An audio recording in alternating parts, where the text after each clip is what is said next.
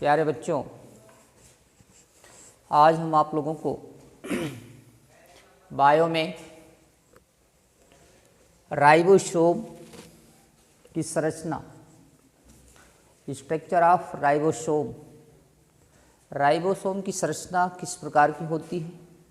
जैसा कि आप लोगों ने राइबोसोम के प्रकारों का अध्ययन किया, राइबोसोम दो प्रकार का होता है, एक 70S राइबोसोम और दूसरा 80S राइबोसोम, और ये अवसादन गुणांक के आधार पर विभाजित किए गए हैं।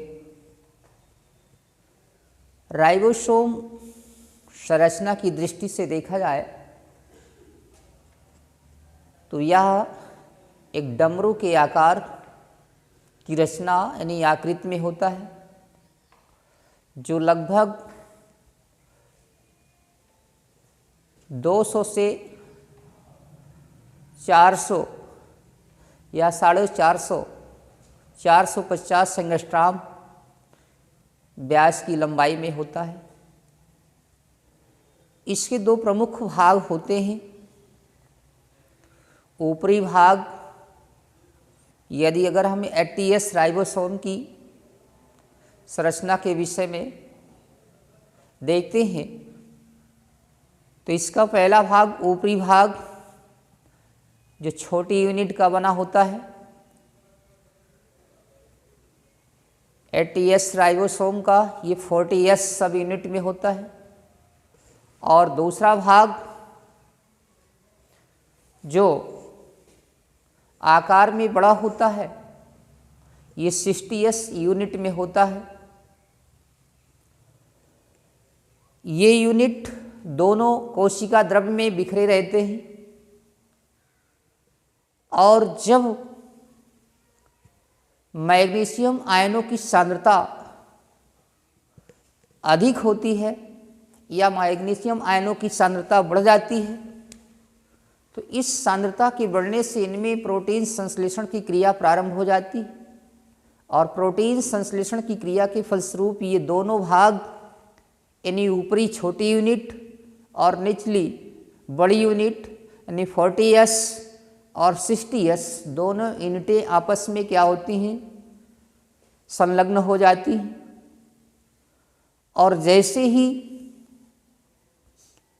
या धीरे धीरे मैग्नीशियम आयनों की सांद्रता जिससे कम होने लगती है, तो मैग्नीशियम आयनों की सांद्रता कम होने के पश्चात ये पुनः क्या होते हैं, कोशिका द्रव्य में बिखर जाते हैं, और इस समय प्रोटीन संश्लेषण की क्रिया समाप्त हो जाती है। यह क्रिया विशेष रूप के से जो होता है प्रारंभ होती है, जैसा कि हम बता रहे हैं, ये इसका फिगर है। इसमें दो भाग हैं। एक भाग जो होता है ऊपरी छोटा भाग होता है, जो प्लेट की नुमा तस्तरी नुमा भाग होता है। दूसरा भाग जो होता है इसी का, ये भाग गुंबद के आकार का होता है, और इस गुंबद के आकार के भाग को हम 60S यूनिट कहते हैं, अर्थात ये जो होती है बड़ी यूनिट है, और ये जो ऊपरी यूनिट है ये छोटी यूनिट होती है, स्मॉल यूनिटी है ये छोटी यूनिट। इस भाग में अगर देखा जाए तो विशेष रूप से क्या है, इसमें 16 RNA होते हैं, और लगभग जो होते हैं 20 से 30 प्रकार की प्रोटीन होती है। और इस भाग में जो होते हैं 28 sRNA, 5.8 sRNA तथा इसमें 5 sRNA भी होते हैं, और नियर अबाउट जो होता है ये 30 या 50 प्रकार की प्रोटीन मिलकर इसकी संरचना का निर्माण करते हैं, अर्थात इस भाग का निर्माण करते हैं। और ये दोनों भाग क्या होते हैं, कोशिका द्रव्य में बिखरे रहते हैं।